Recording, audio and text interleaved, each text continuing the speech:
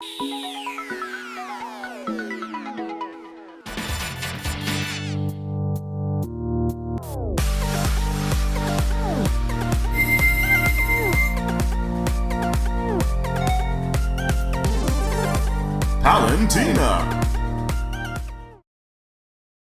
Greetings, everyone.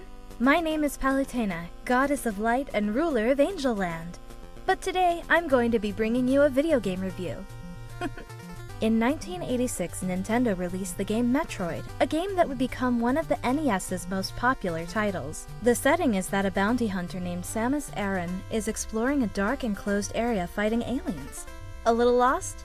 Well, luckily the instruction manual has you covered with quite an extensive backstory as to why she is there in the first place. I won't read the whole thing, but basically it says that there is this capsule with a mysterious life form inside called a Metroid, and it was stolen by space pirates, and Samus has to go and put a stop to their duplicating Metroid plans. On a side note, I miss the days when games came with colorful and detailed instruction manuals. Look at that art! Simply beautiful!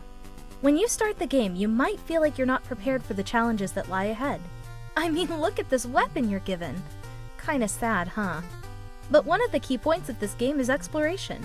Not only to find your way through this underground labyrinth, but to find power-ups that make you more on par with the enemies you're fighting. And when I say exploration, I mean exploration, because that's what the majority of this game is about. And the difficult part is that you're not even given a map of the entire place. Sure, nowadays you can just look up a map online, but kids of the 80s didn't have that luxury, and most of the time created their own maps. And it isn't exactly straightforward where you have to go. Oftentimes, you have to backtrack to areas you've been before, so you just can't pick a path and follow it to the end of the game. There are some things on this adventure that might test your patience. Moments like this right here, where it is difficult to jump out of the lava, can occur. And then, of course, there's this. Trying to get up this shaft while blasting bricks away and having them return once you move. It took me quite a while to realize that all you have to do is shoot and jump. And if you really want to talk stressful gameplay, try to beat Mother Brain. There are so many projectiles filling the screen that it's hard to find a stable spot to stand and fire. I know some longtime gamers will say, "Get good," or "You're just not doing it right." But if you're playing this for the first time, you're almost guaranteed to run into hardships. Probably the most famous part of this game that people like to bring up is the ending where Samus escapes to the surface and removes her helmet. The thing is, depending on how fast you complete the game will change how much Samus will take off. If you manage to beat the game in less than an hour, Samus will stand in only a red bikini.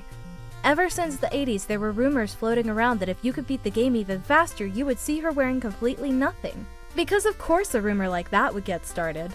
But this turned out not to be real. And then there's the infamous Justin Bailey password.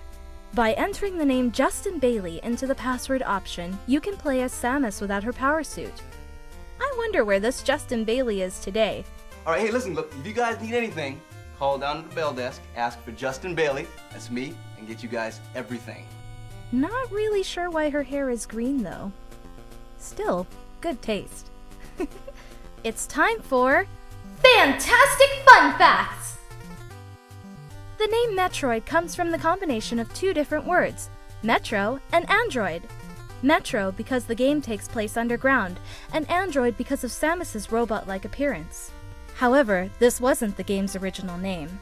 Before the word Metroid, the game was going to be called Space Hunter. Samus wasn't always going to be a woman.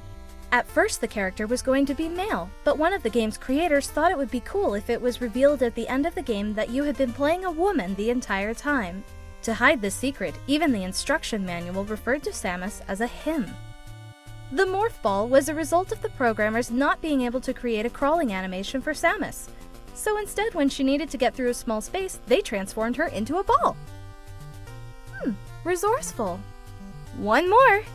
One of the inspirations for Metroid was the original Alien movie. And of course you can see the similarities with closed corner spaces and the whole place infested with alien life forms. Metroid has stood the test of time as a Nintendo classic, and even today the original game is seen as one of the best titles on the console, usually appearing in most NES Top 10 lists. Samus has been widely praised as one of Nintendo's best characters. Some refer to her as the First Lady of Gaming. Even though I partly agree with that, I would still give it to Miss Pac-Man. I'm Lady Palutena, and thank you very much for watching. See you next time!